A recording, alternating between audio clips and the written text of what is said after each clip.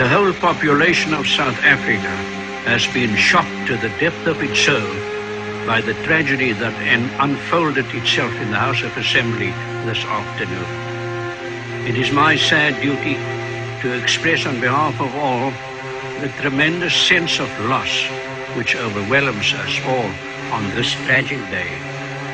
A cedar of the Lebanon has fallen. The man whose master hand safely steered our ship of state for the past 8 years is no more.